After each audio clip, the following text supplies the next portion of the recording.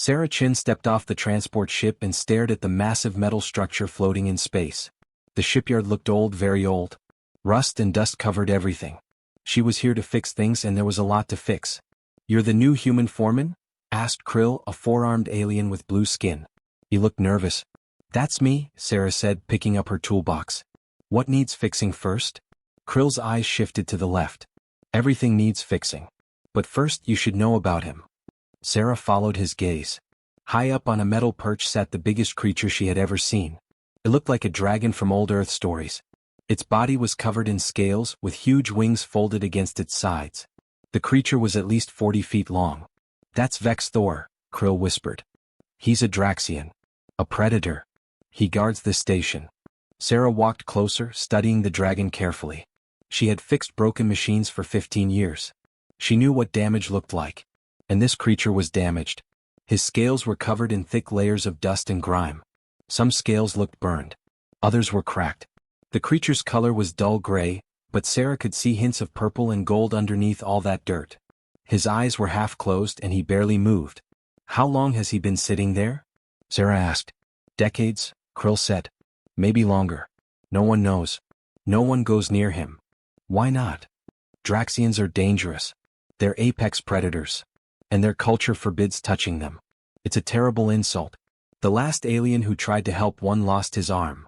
Sarah set down her toolbox and pulled out her scanner. She pointed it at the dragon and read the results. The readings showed radiation damage, mineral deficiency, and severe joint stiffness. "He's dying," Sarah said quietly. "That's not our problem," Krill said quickly.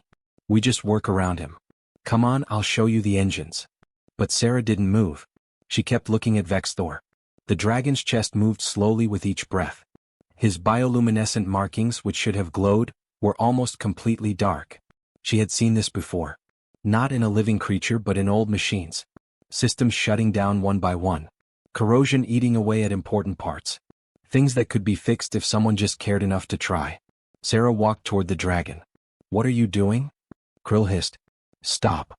She ignored him and climbed the metal stairs to Vex Thor's perch. The dragon's massive head turned slightly. One golden eye opened and focused on her. The eye was intelligent, ancient, and very tired. "Hello," Sarah said simply. "I'm Sarah. I fix things." The dragon's eye narrowed. A low rumble came from deep in his chest. It might have been a warning. Or maybe just surprise. "You look terrible," Sarah continued, walking around him slowly. "When was the last time anyone cleaned these scales? 100 years? 200? She touched one scale gently. It was rough and flaking. "More like 2000, I'd guess." Vex Thor's head lifted slightly. He stared at this small human who showed no fear. Who talked to him like he was a broken machine, not a feared predator. "I've restored engines from the Third Solar War," Sarah said. "I've rebuilt century-old construction equipment. I've fixed things everyone else said were beyond repair." She looked directly into his golden eye. "You're just a very grumpy, very large piece of equipment that needs maintenance." For the first time in decades, Vex Thor made a sound. It started as a rumble, then became something else. Laughter. Deep, rusty, and used laughter. "You are either very brave or very stupid, human," his voice boomed. Each word sounded like grinding metal. "I'm practical," Sarah said. "And you need help." Behind her, Krill had fainted. Sarah spent 3 days in the station's old library. The computer files were ancient, but she knew how to dig through data. She needed to understand what Vex Thor was, what he needed, and how to fix him. The Draxians were fascinating. Their bodies were half organic, half metallic. They needed specific minerals to keep their scales healthy. They needed certain chemicals to make their bioluminescent markings glow. Without these things, they slowly fell apart. But the most interesting thing Sarah found was a single old file. It talked about scale tenders, a special group of Draxians who took care of others. They had been killed in a war 3,000 years ago. After that, Draxians decided that needing help was weakness. They would rather suffer alone than admit they couldn't do everything themselves. "That's the stupidest thing I've ever heard," Sarah muttered to herself. She made a list of everything she needed. Industrial solvents to break down the grime. Mineral solutions to restore the scales. Heat lamps for the treatments. Scaffolding to reach all parts of Vex Thor's massive body. Pressure washers. Polishing compounds. It looked like a list for cleaning a very large, very dirty spaceship. When she requested the supplies, the station manager called her to his office. "Absolutely not," Manager Torv said. His species had tentacles instead of arms, and all 8 of them waved angrily. Do you know what you're asking? You want to touch a Draxian? To wash him like he's a pet? I want to save his life, Sarah said calmly. He'll kill you. And even if he doesn't, other Draxians will hear about this. They'll think we've insulted their whole species. They'll destroy this station. Or, Sarah said, they'll see that we helped one of their own. That we cared when no one else did. Torv's tentacles drooped. You humans are insane. All of you. I need those supplies by tomorrow, Sarah said. That evening she climbed back up to Vexthor's perch. The dragon watched her approach. His golden eyes seemed brighter than before, like he had been thinking about their last conversation. I have a proposal, Sarah said, sitting down on the edge of his platform. I've studied your biology. I know what's wrong. I can fix it. Why? Vexthor's voice was quieter than before, less threatening. Why does a human care about an old dragon? Because you're suffering. And I don't like watching things break down when they can be repaired. She pulled out her scanner and showed him the readings. Your scales are failing. Your joints are stiff. Your bioluminescence is almost gone. In another 50 years, maybe less, you won't be able to move at all. Vexthor was silent for a long moment. My people would call this shameful. A Draxian who needs help is not worthy of respect. That's stupid, Sarah said bluntly. Everyone needs help sometimes. Even humans. Especially humans, actually. We're not very good at surviving alone. The dragon made that rusty laughing sound again. You are a strange creature. I'm a foreman. I fix things. That's my job. She stood up and looked at him directly. So here's my offer. Let me try. 1 cleaning session. If you hate it, I'll stop.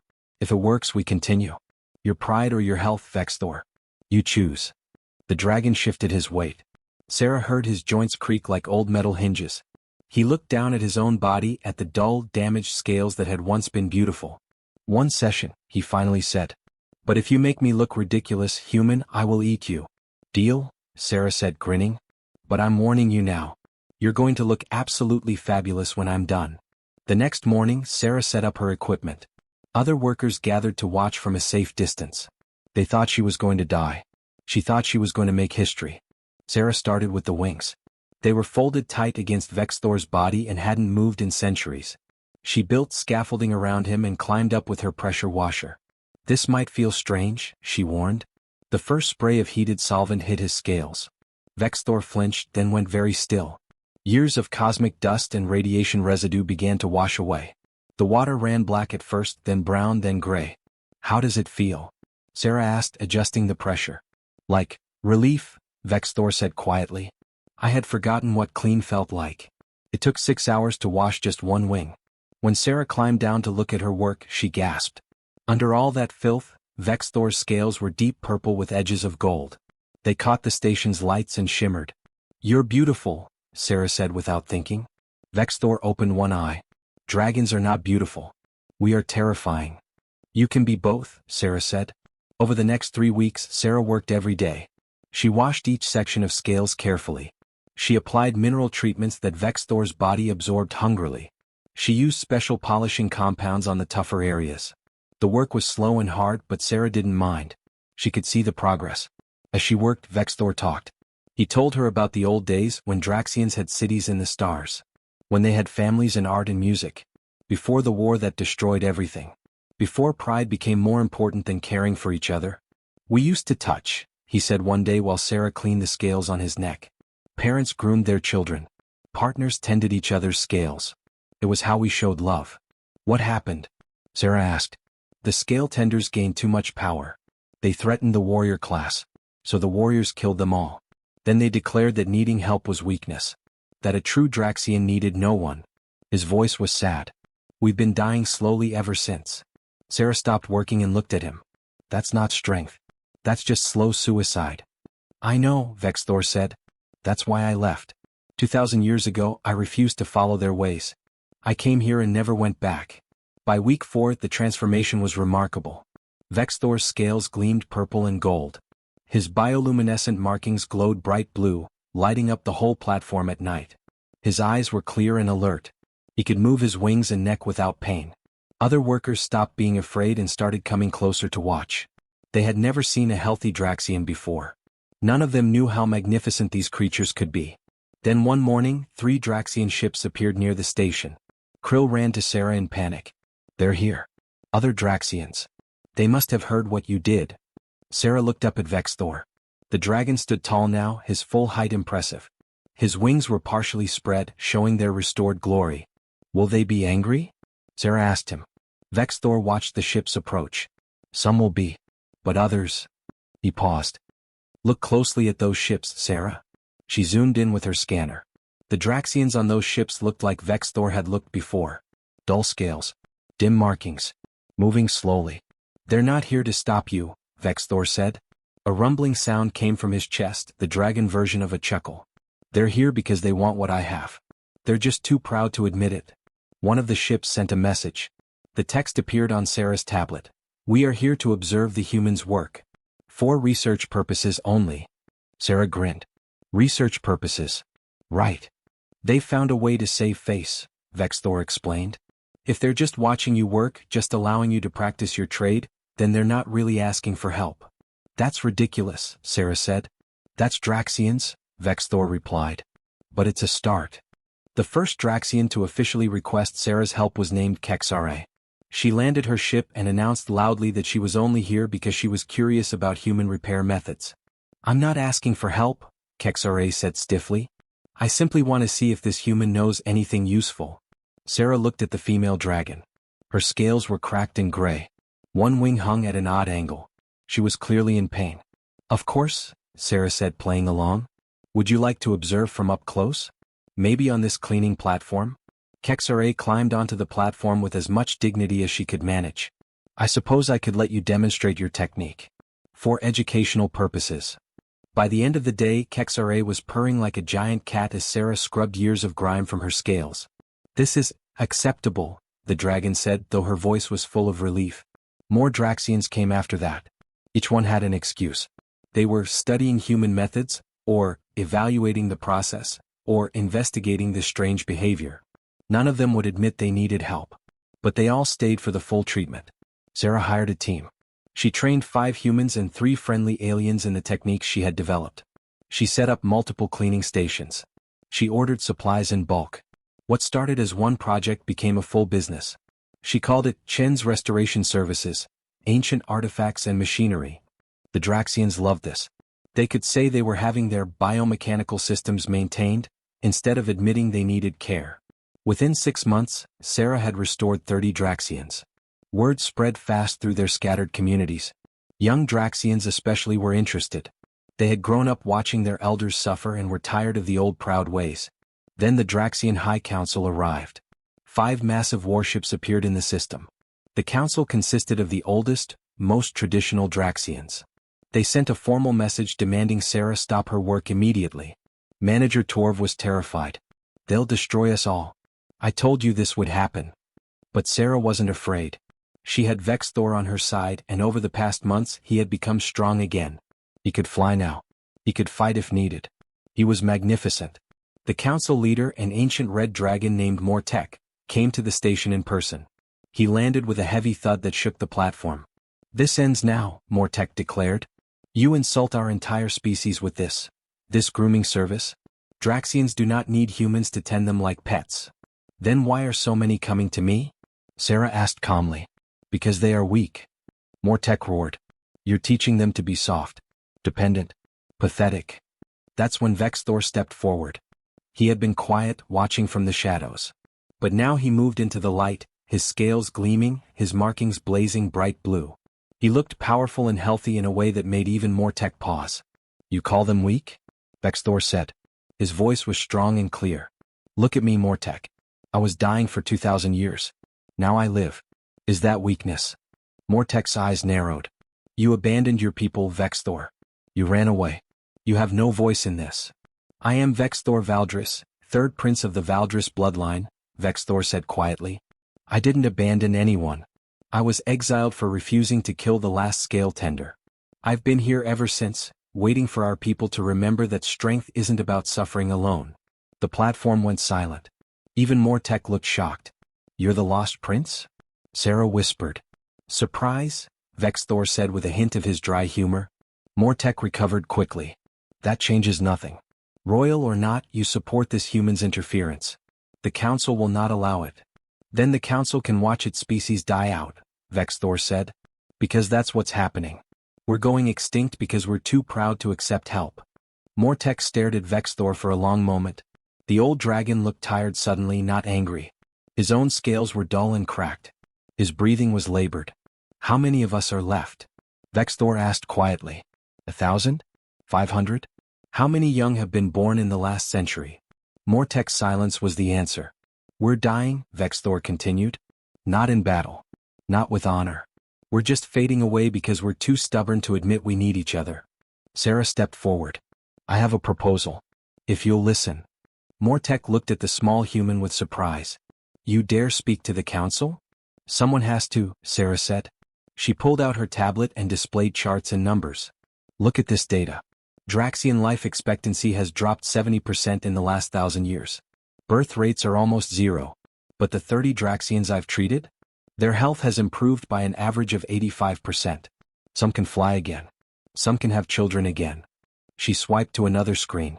I'm proposing the Human Draxian Restoration Accord. We establish care centers across Draxian space.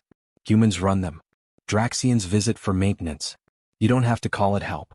Call it employing humans in their natural role. Call it allowing us to practice our trade. Call it whatever you want. But it will save your species. And what do humans get from this? Mortek asked suspiciously. Employment. Trade agreements. Cultural exchange. And friends, Sarah said simply. We help you. You protect the centers and the trade routes. Everyone benefits. This is nonsense, one of the other council members said. We should prove our strength. Challenge this human to combat.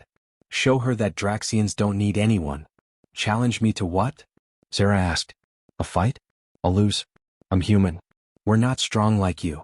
She pulled up more data. But look at these numbers. Look at these health improvements. Look at these Draxians who can live full lives again. You can kill me, sure. But these facts won't change. Vexthor moved to stand beside Sarah. Then Kexra joined them. Then another restored Draxian. And another. Soon, 30 dragons stood together, all of them healthy and glowing, all of them backing Sarah's plan. Look at them, Vexthor said to the council. They're not weak. They're not pathetic. They're alive in a way they haven't been for centuries. This is what we could all have. Mortek looked at the healthy dragons. Then he looked at his own council members, all of them struggling just to stand. Finally he looked at Sarah. You would really help us? After we threatened you? That's what I do, Sarah said. I fix things. The council voted. It took 3 days of arguing, but in the end they agreed. The Human Draxian Restoration Accord was signed. Sarah became the first official scalekeeper in 3,000 years. 5 years later, Sarah stood in the main restoration center on the Draxian homeworld. 20 facilities now operated across their territory. The Draxian population had stabilized. Young dragons were being born again. The species had a future. A young Draxian named Pixel, barely 50 years old, approached her nervously. Scalekeeper Sarah? Can I ask you something? Of course, Sarah said, smiling. Why do humans help so easily? Don't you want something in return? Sarah looked around the center. She saw humans and Draxians working together, laughing together. She saw Vexthor in the corner, teaching young dragons their forgotten history. She saw a species coming back to life. We do get something, Sarah said. We get to see broken things become whole again. And that's worth everything.